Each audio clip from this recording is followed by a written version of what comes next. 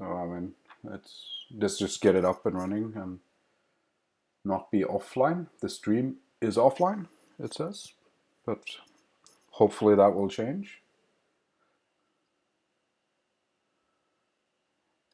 It's hard to know the delay. There it is. It's actually working. So, hello. It's 9 o'clock. G'day. Hi. We managed it. We are super awesome. So, welcome to the third Bifrost community stand-up. I'm here with Børge Nordli, as usual, and Michael Smith, as usual as well. And we were supposed to have a guest today, but he got sick. So that's a bit of a pity because I was hoping to have quite a good discussion on the topic of today. And we have promised each other to try to stay focused. That means time is of the essence, right?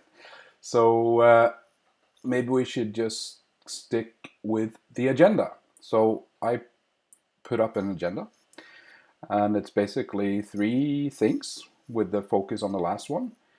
And starting off with what is up with version 1.3 and why is it not out? And our second point I will get back to is change is coming. How do we deal with it? And is there a 12-step program for the change? And 3 being our pipeline, which is the focus of today, or pipelines, I would say, with validation and security going in. And that's pretty much it, I think, unless you guys have anything to add.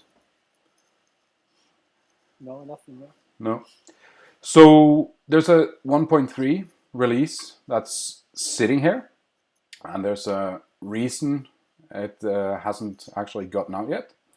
And if you look at the release, it's a bit of a refactoring going in, kind of changing things. Remember, we have events, and all the events are today in Bifrost very focused on the type.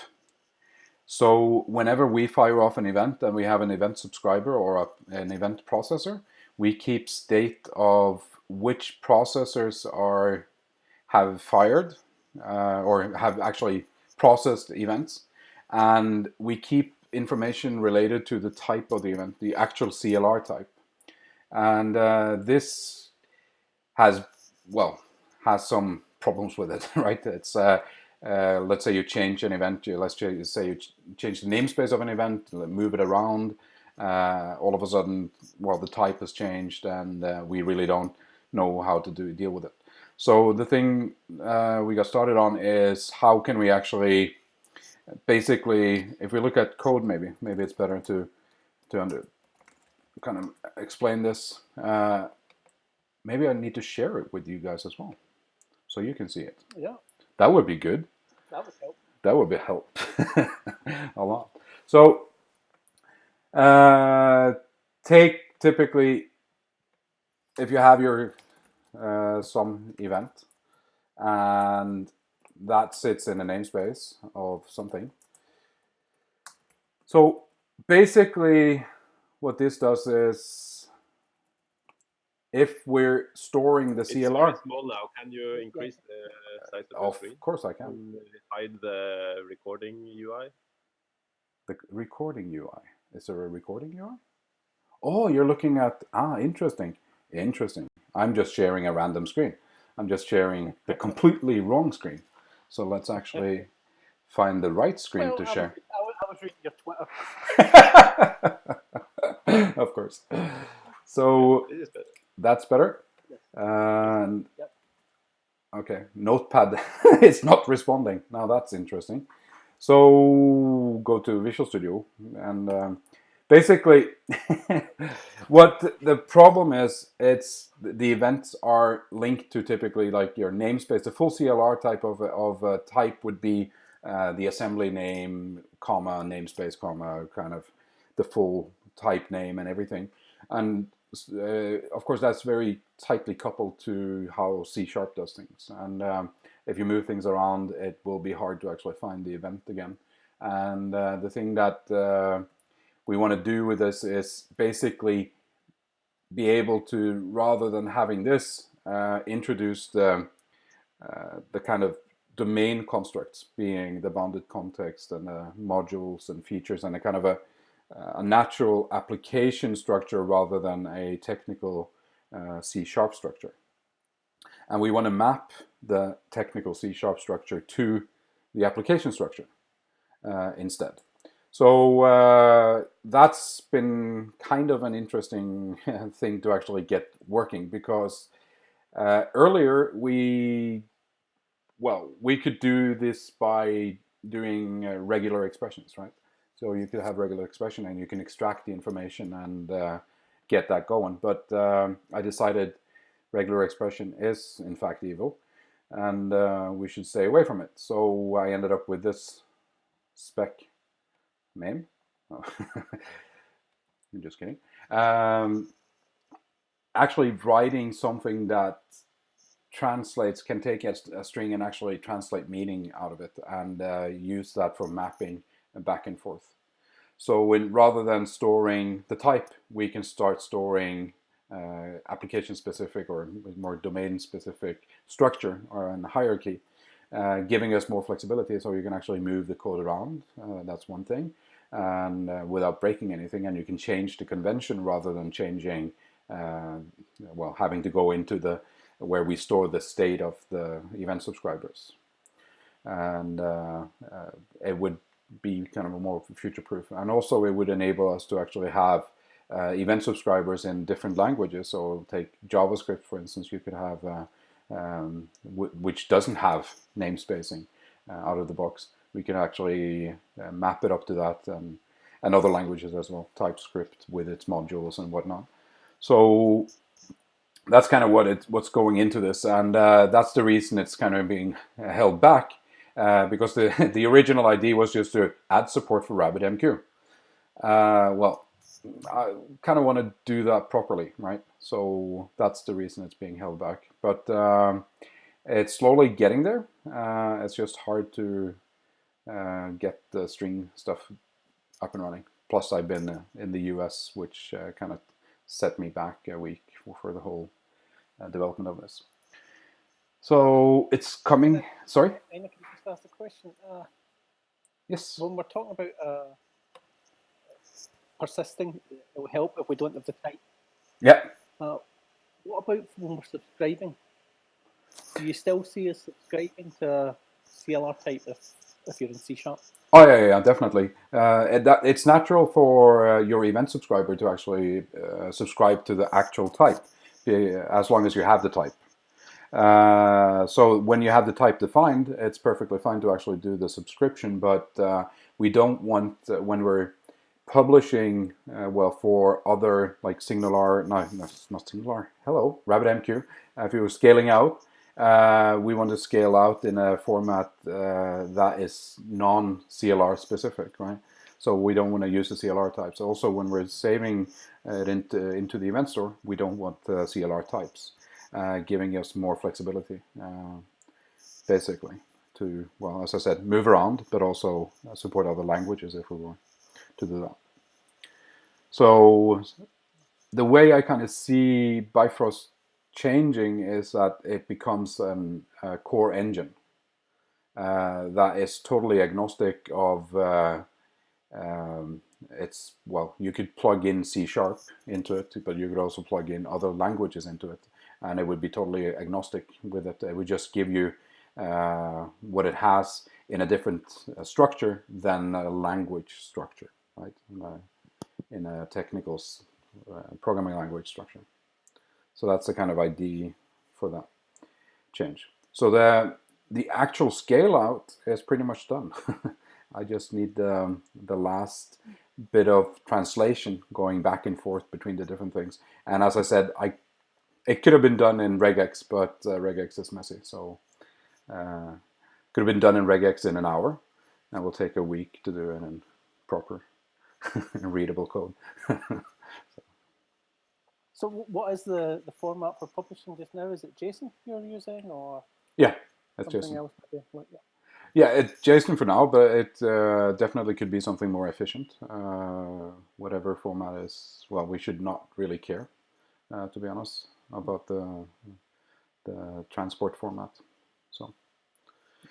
So that's pretty much it, and so I don't think we need to go too deep into it. And you, Børge, had a few pull requests, and I merged one of them. Can't remember which one. Can you maybe? No. No, Not at the moment. it was a pull request. It was the smallest one that we discussed it 3 weeks ago, and one of them was accepted by you, and the two others just lies on the shelf for now.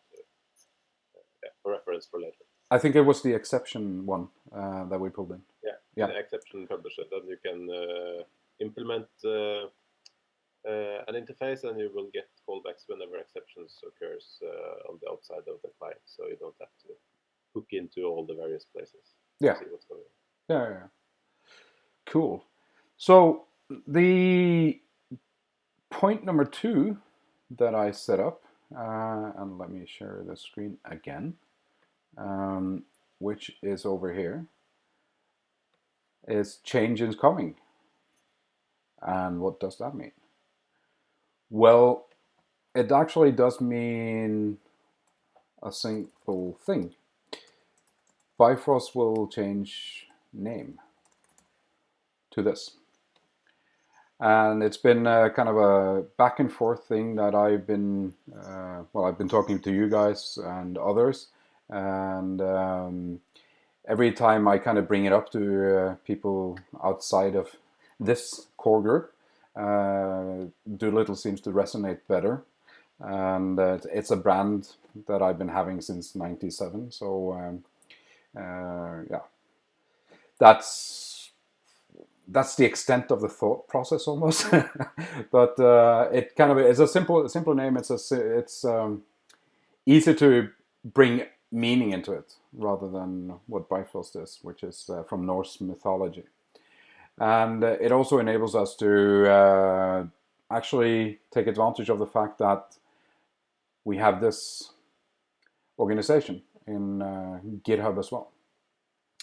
And the way I see it, and feel free to jump in at any point here and stop me if I'm a raving madman, lunatic. But what I've been thinking is that is a very natural thing for version 2. I'm not sure when to kind of, should we just keep Bifrost for the version 1? And since this is going towards, with a milestone plan towards 2.0, should version 2 be Doolittle rather than start renaming the kind of core project that we already have here? What do you guys think? And first of all, sounds reasonable to me. Yeah. I wouldn't do a big refactorings in Bifrost if the 2.0 was going to be Doolittle. No, exactly. So leave Bifrost there. If somebody wants to carry on working that, fine. But Doolittle should be the way going forward. Yeah, exactly. That's what I've been kind of thinking as well. And if you look at, I kind of started the work already, as you can see here. There's the biggest change will be that a lot of the stuff that you already see as namespaces in Bifrost today will actually become separate projects that can be maintained separately. And there's going to be a few glue projects like this one, .NET Build, that takes care of a common build pipeline for all the projects, so we don't have to repeat that all over the place. And actually using, if you look at this, using submodules. And trust me, it's a one-way submodule, so we don't want to go and commit into this and create a mess. But actually just use it as a kind of a reference to pull together the common bits, which is basically right now a fake build script. Right, so F# fake build script. So this would be kind of the common thing that we will be pulling into these projects to make it easier to get a continuous build up and running and all that kind of thing. And also inside every one of these projects you would have, which we don't have right now, but you would have also a folder for documentation, and documentation specific to that project only. So any comments on this? Well, you know my comment on the name change. Yeah. And how we've had the Bifrost DLLs blocked. Yeah. By very, very poor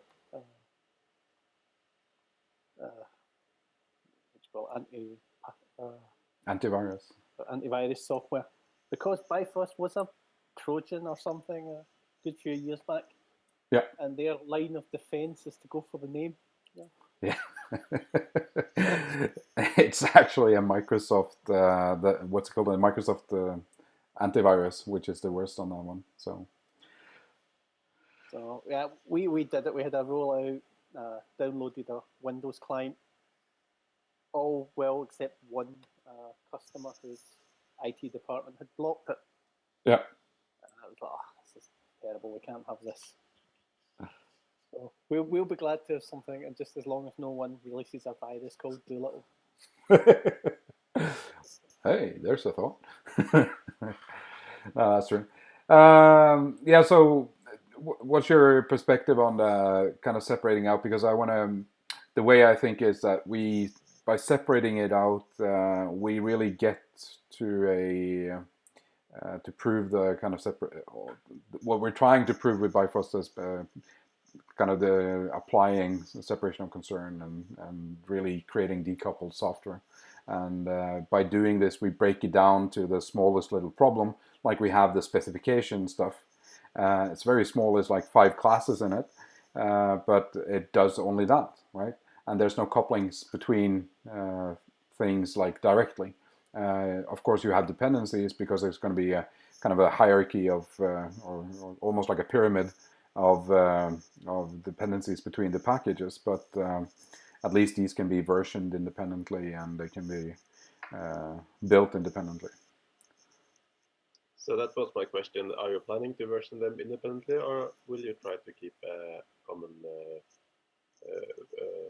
version scheme for all of them? I don't see why we would need to keep a common scheme, to be honest. But I'm open to the idea. I don't see a good reason for that, to be honest.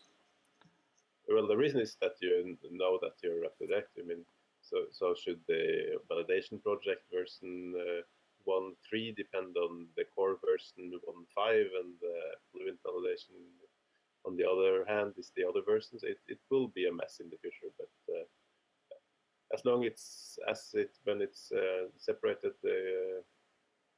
and you have kind of the integration test that try at least to keep the forward and backwards compatibility, then you, in the end, hopefully don't need to care about the version. But that's kind of a utopian dream, I think. But perhaps it will work. Maybe kind of on a major release, if you know. So let's say you come up with 2.0, 3.0, and so forth. These are kind of baselines, and everything on top kind of changing. So yeah, I can see kind of benefits with both schemes. Okay. So no big objections. Let's just see where this goes, I guess. And I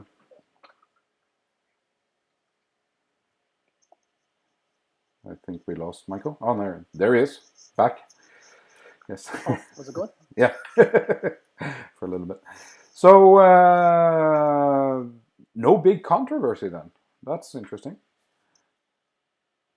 Okay, I can live with that. So the main topic of today was actually to talk a little bit about the pipeline. And I was over in the US we had this thing for work. And I met with a few guys. One of the guys that was actually going to be a guest today Aaron Reicher, and he's. We ended up having quite a few great discussions on the topics of DDD and CQRS and all that, because they've basically gone and created their own thing. They haven't created a platform or anything, but they've created what they needed for their project, basing it off of there's an event store or something, and there's we have N service bus and things like that sitting at the core. And we started discussing how Bifrost does things for its pipeline and how they've done things. And one of the interesting topics, and something that we've been kind of discussing as well, the aggregates and state, and how do you validate state on an aggregate and things like that. And maybe we can actually take a look at how kind of the pipeline is today. And just let me create a kind of a class down here, I guess, anywhere. And we can walk through it.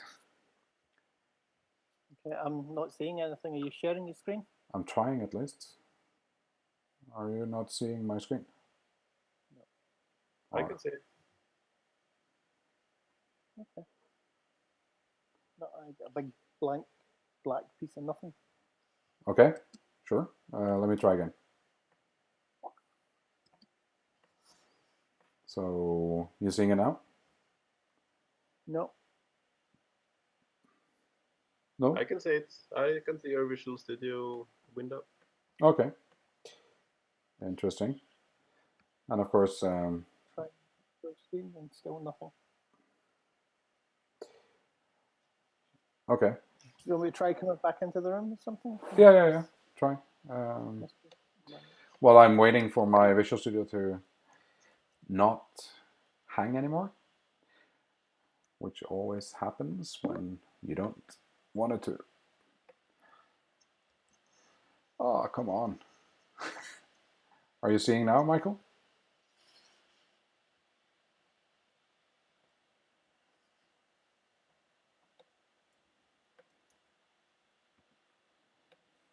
Michael.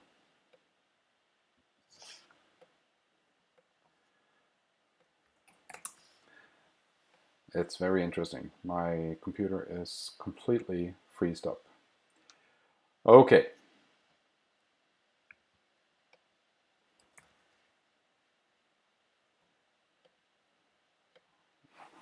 Okay.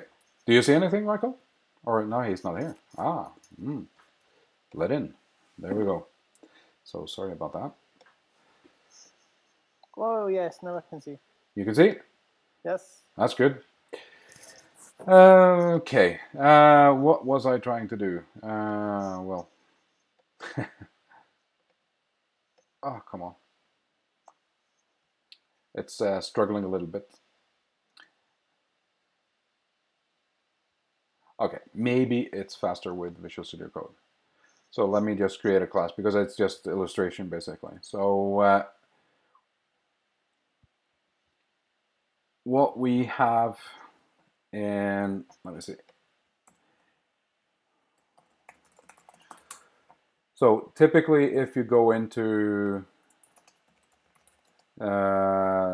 some project, and what you would have is, let's say you have a command.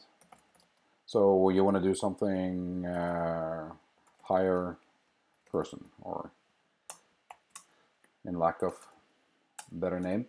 What we would do in Bifrost is you would create an, so that would be a command. You would create a input validation for that. So input validator. That would be the first step of the way. So we call that a command input validator, and it's for that hire person command.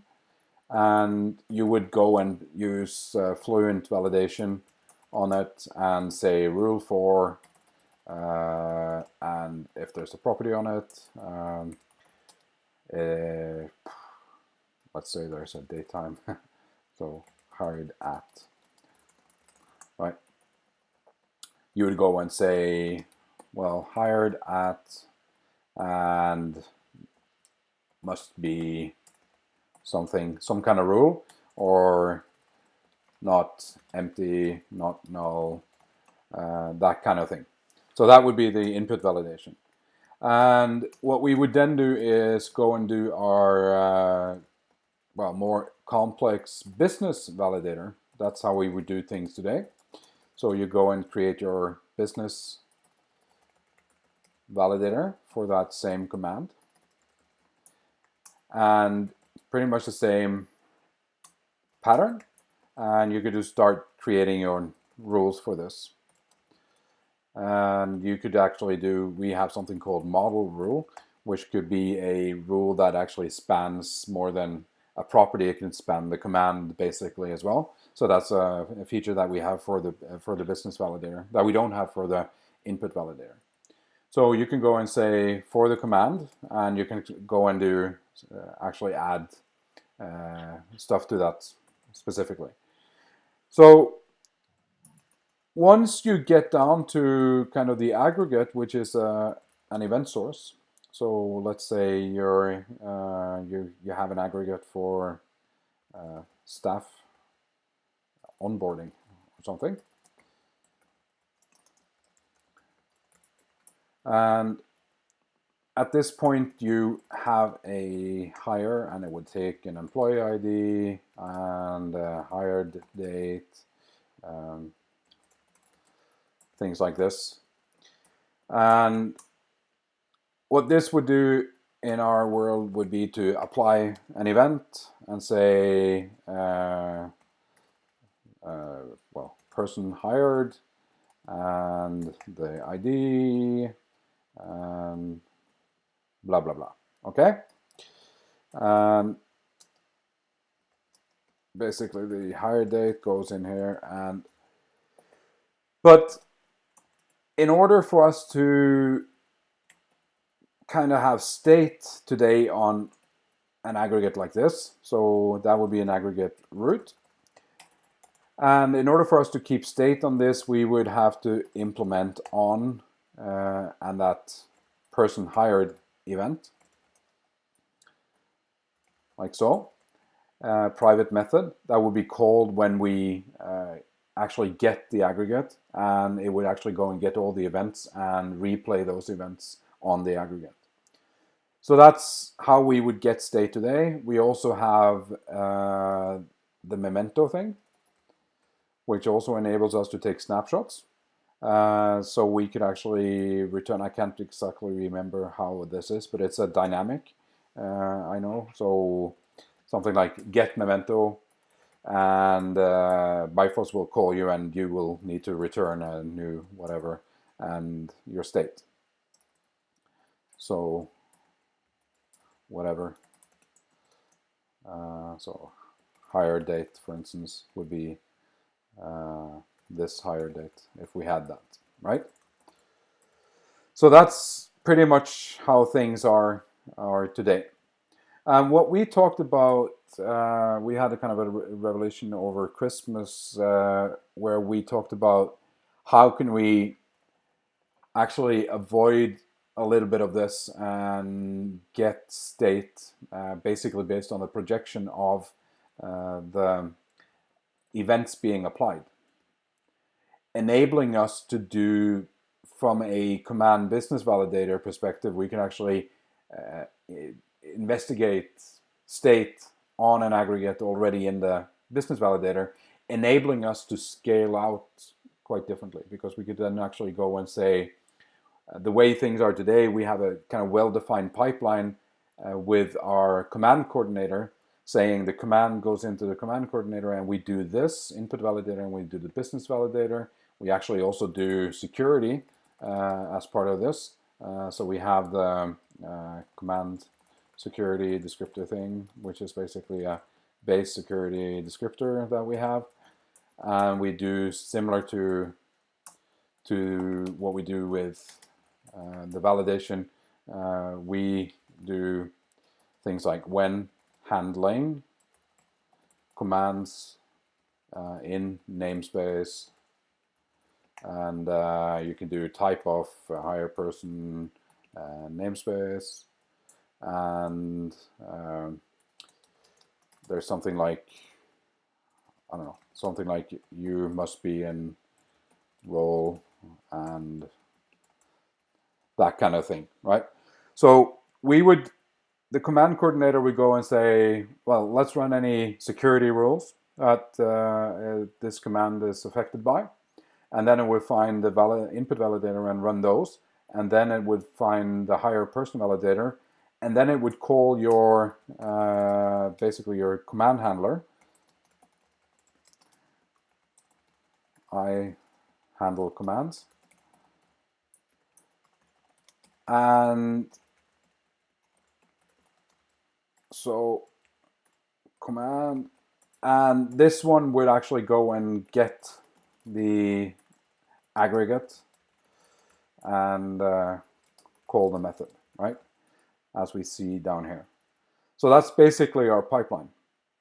And what we talked about was how can we, for instance, at this point say, well, we're done, so we're kind of asynchronous from this point.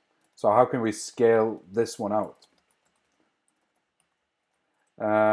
And leave actual return, because what the command coordinator is returning is a command result. And the command result holds today information about the aggregate, well, if there's any errors coming from the aggregate root, like an exception.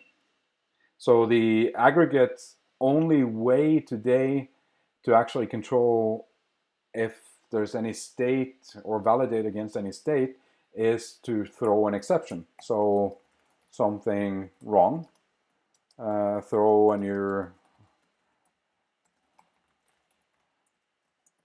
that's the only way you can actually tell the outside world that something went wrong today.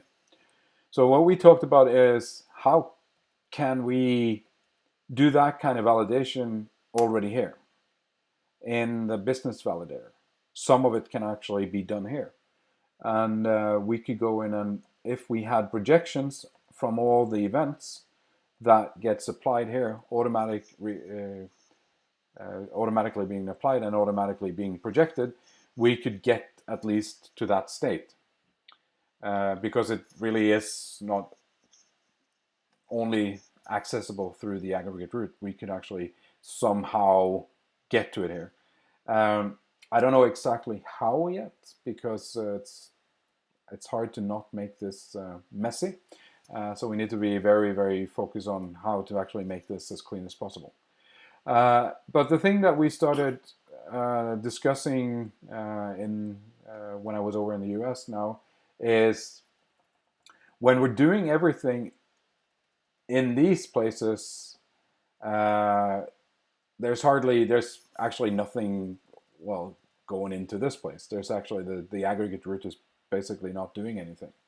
And it's not entirely true, because sometimes there's state that you create on the aggregate root that can't be projected. So I think we kind of need to have something here as well. That's my... Absolutely. The aggregate root has to maintain any invariance. I mean, that's the job of the aggregate root. Yeah. If there's any rules, the aggregate root always has the correct state. So it doesn't matter what anything else thinks. The correct state is what the aggregate root has. And it maintains any state it needs to make any business decisions about whether it's going to allow any actions. Yeah. So when we're talking about projections to get sort of access to the state to make validation decisions, what we're really talking about is just a quicker way to get any updates. So normally what we would do is we would go out to the root side and we would ask the persistent view module or whatever it is that's holding that state as just a way of checking before we try the command. but there's obviously a period of time between events being fired off and them being projected and then us being able to read it where something else could come through. You shorten that window with a projection, Yeah. but it doesn't take away the need for you to maintain your invariance and your aggregate root. If we have the same kind of check in a business validator, that's just a belt and braces thing. It's we're repeating that logic just so we can get a nice validation or business rule broken error coming up rather than dealing with the exception. Yeah. The real purpose, though, of the business root is the things that the aggregate root cannot do. The aggregate root can only look at the state internal to itself. So if we have a rule, for example, there that says something like the social security number has to be unique, the aggregate root can't enforce that rule. It has absolutely no idea how to do that. So that's where our validator does it. Yeah, and it's totally outside the scope of the aggregate to actually do that type of validation. So, but what we're kind of missing is the last piece of the puzzle here, which is I would really love to get away from the exceptions, and I think what we can do is we can either apply an event or we can apply a broken rule, if you know what I mean. So rather than throwing an exception, we can go and do, if something is wrong, raise a new broken rule, a typed broken rule.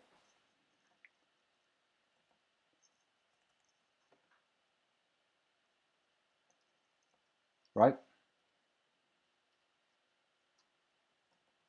Is that not essentially just the same thing? All we're doing is changing the underlying type that's used to communicate. Well, to a certain extent, but at least we would have these well defined, and there's a kind of a longer vision behind the whole thing, because we started on a new rule engine, and it had rule and broken rule, and one of the things that I think it's kind of started on, but haven't been finished yet, is the ability to have kind of a reactive model for these kind of broken rules. So it can have dependencies to things, and I think it would be a very consistent way of dealing with this if we could have the broken rule. And I would love to see the scale out happen here. And if there's still something wrong, we could have the reactive stuff on the front end react to broken rules happening. One of the things that I really dislike is the use of exceptions for program flow. So I would much rather have this, to be honest, rather than throw a new exception, and actually use exceptions for more like infrastructure type of problems. Wouldn't you agree? I'm not so sure. I quite like the idea that to me, yeah, you're right in the sense that when you first see it, it doesn't seem right that the only way you can do anything here is through an exception. But to me, what that does is it reinforces the idea that this action should work. By the time we're getting here, we should have checked everything to make sure it's okay. And then it should work. And if it doesn't work, it's because something exceptional has happened. And that is, for example, there's been an update between us finishing validation and executing the command. But is that really an exception? Isn't that something we have to plan for? Yeah, especially if it's a business rule. So one thing is, we haven't actually discussed concurrency, because that's also another aspect of it. But concurrency is kind of on a different thing here. But what we're looking at is more business rules, deeper inside the aggregate, that can go wrong. But it shouldn't. if it's gone wrong, either it's because it's changed since we read it, or we haven't validated that rule. Yes, but you need to plan for things to change, because that's the whole point of the event model, right? Because all events are asynchronous, so you don't know when you generate the event. You don't know whether it eventually will succeed or not, because you don't know what other events may come in before you.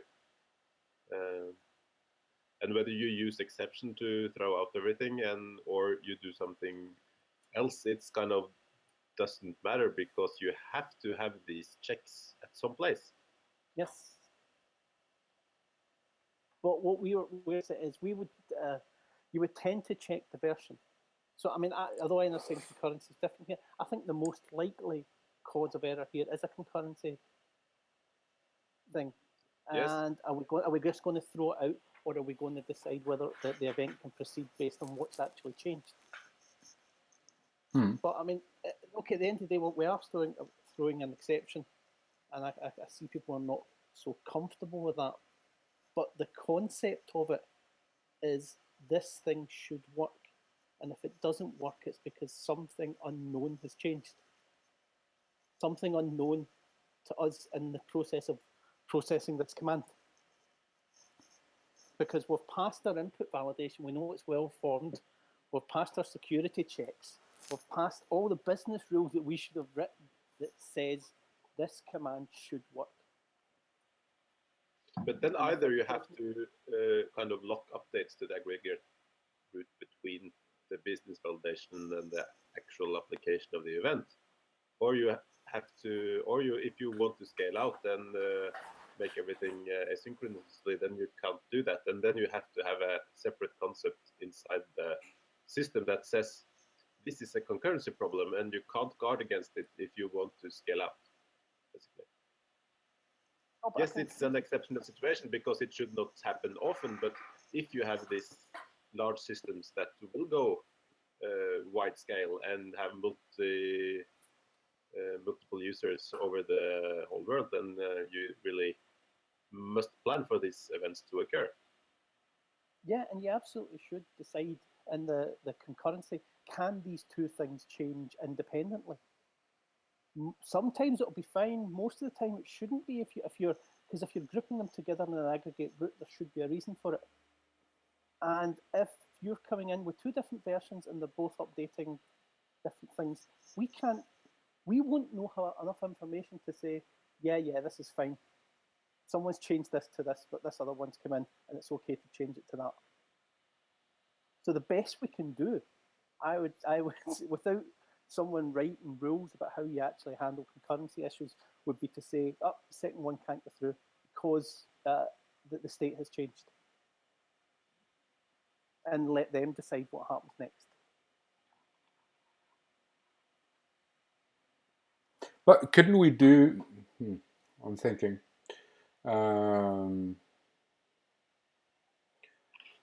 What are we saying, that there is no state inside an aggregate that would be natural to actually check inside the aggregate itself, and something that we can't check on the outside and make a natural part of the flow? No, what I'm saying is the ultimate thing of checking is going to be in the aggregate. The aggregate itself will decide it holds whether things are possible or not. And obviously it rehydrates its state from the events. So it's up to the aggregate. What I'm saying is we can minimize problems of concurrency by trying to shorten the time between the update to the events and us updating a read model. So that is where a projection from the events would come in handy, because we know that it won't have to go through some kind of publishing and updating. Yeah. But of course, it will involve some sort of latency between the event being persisted and then the projection being updated. Yeah, definitely. Because what we basically, if I share my screen again, what we would be looking at. Oh, and haha, interesting. Chrome died.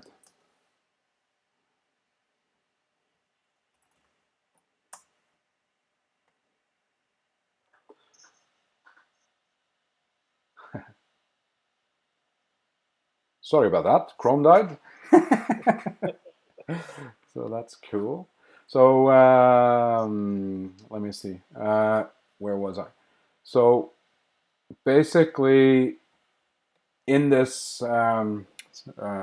thing, so what we're saying for the projection part is that when we do the apply, we actually save that state. And of course, when going back up, well, there will be a latency for the business validator to be able to access it. But the question still remains the type of concurrency stuff that we can do here. I think we can automate most of it. So I think the engine, Bifrost, can actually do this internally and check for concurrency problems and versioning problems. So what is it that we're left with in the aggregate? What kind of business logic, except for figuring out which event to fire? Imagine the aggregate was effectively a state engine, and you're transitioning from state to state. Hmm. The aggregate absolutely decides whether that transition is possible. That is the kind of rules it would hold. I mean, to be honest, the example we've got, unless the higher date is used for some purpose, we wouldn't hold it in state. No, It no. doesn't. It just passes right through. And this is one of the lessons we've found is the amount of state you have to hold in things when you're not reading is, it's orders of magnitude less. So there's very, very few bits of state that actually involve business rules that you want to apply and you want to maintain. Yeah, totally. So Yeah. I'm trying to think of an example. What would be a bit of a state we might want to maintain in an employee? Oh, I've lost you guys. Am I still? Yeah. Here? No, Okay, yeah. we're here. So. I'm not sure. Okay, maybe if it's a future,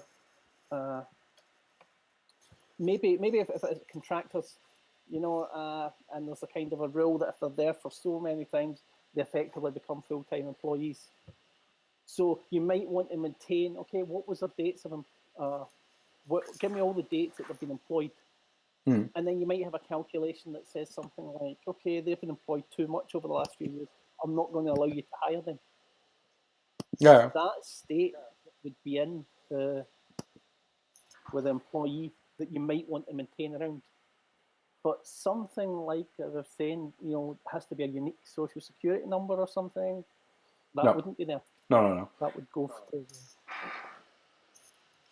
Yeah, because that doesn't belong. That it's not being owned by the aggregate, right? So social security number is not being owned by the state you're talking about. There, have you been hired for yay amount of years?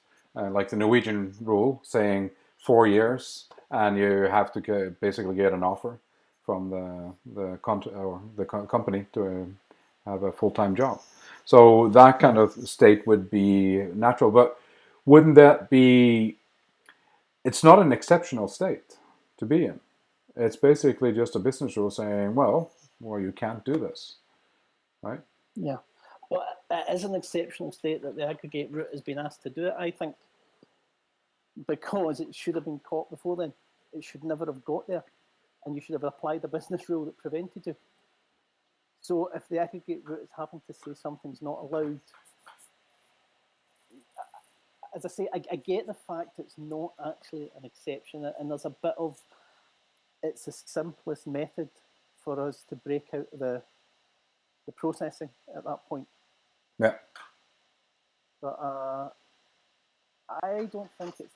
I don't know if I would go to a lot of trouble to remove that, because I find it's a good check of why am I throwing this exception? I shouldn't be. I really shouldn't. Okay, I need to think a little bit about it, but I think I see your point. And if I can muddy the water even further, Of course. a little bit, but you should always consider what's the implications of breaking the rule. So just because it's a rule, it doesn't mean we have to do everything we possibly can to make sure that rule doesn't get broken. So there's margins of return on your time and your effort to the amount of times it happens. So if it was something like we were there adding someone with a social security number that already exists, and we check it against a list and it's not there, but there's two commands going through at the same time, it's not a big deal, because the system, okay, we can have something to check, we've got two, we can tidy it up later. Yeah. So rather than having to have blocking calls and make sure everything's updated and all of that, just let it go and tidy it up. Yeah. It's very, very different if you're processing financial transactions. That's a completely different use case. But most of the time, it's going to be fine. Yeah, no, I totally agree. And you could put in place a lot of stuff for the scenarios where you actually need to be transactional integrity and all. But I don't think that we've never tried to actually model that. We never tried to be a system for that, right?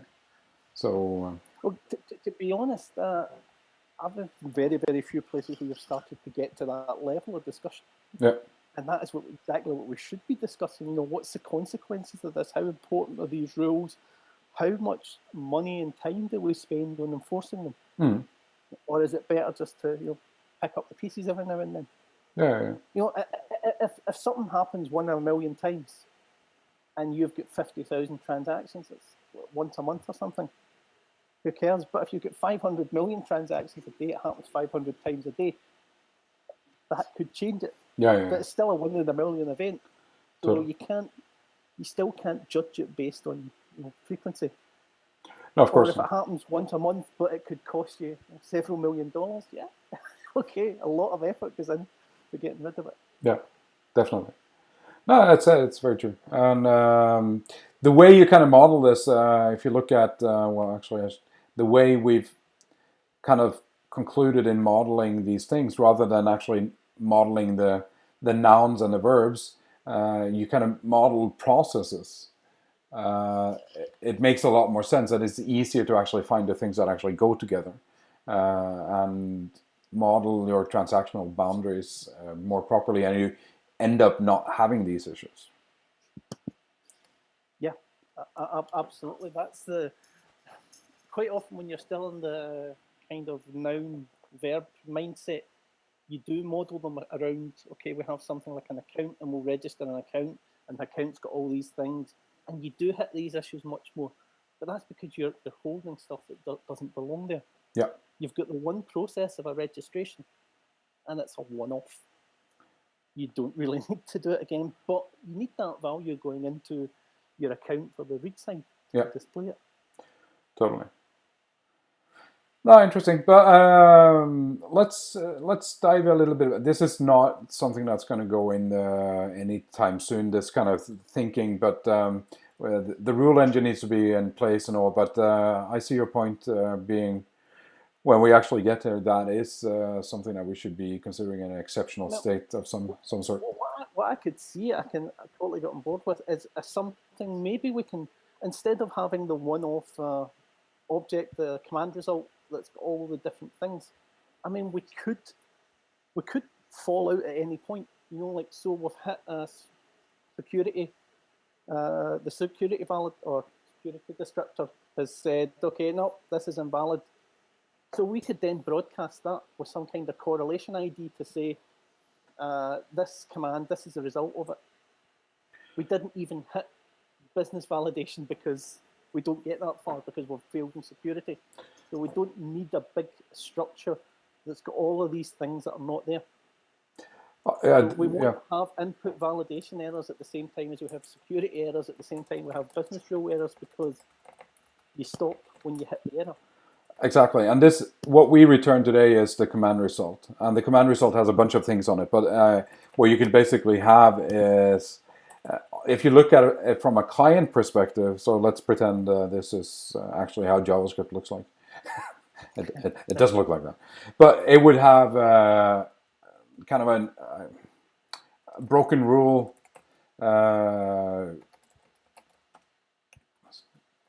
and maybe even some sort of observable pattern here. So we would be feeding from the backend broken rules.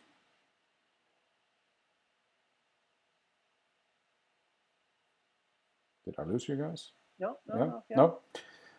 So the front end would be responding to change, because that means we can, as you said, we can actually go async from any point in time. So the client would just go fire off the command and would just sit there being notified about any broken rules. Because let's face it, if we don't get any problems, we don't get any broken rules, and it would have kind of a state as well, because it would need a state saying it's pending, right?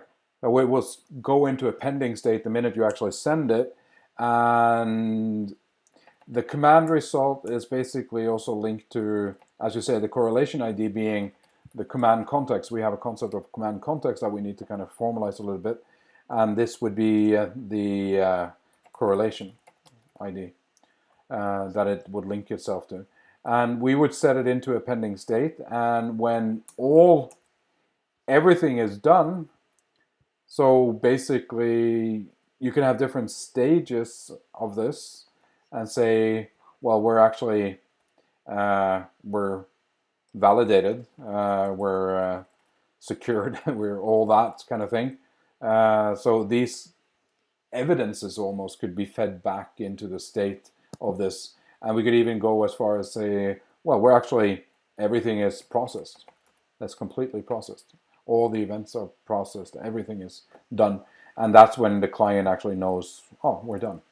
We don't have to wait anymore, and we could do things in the front end to respond to this, because once we're in a pending state, we don't want to.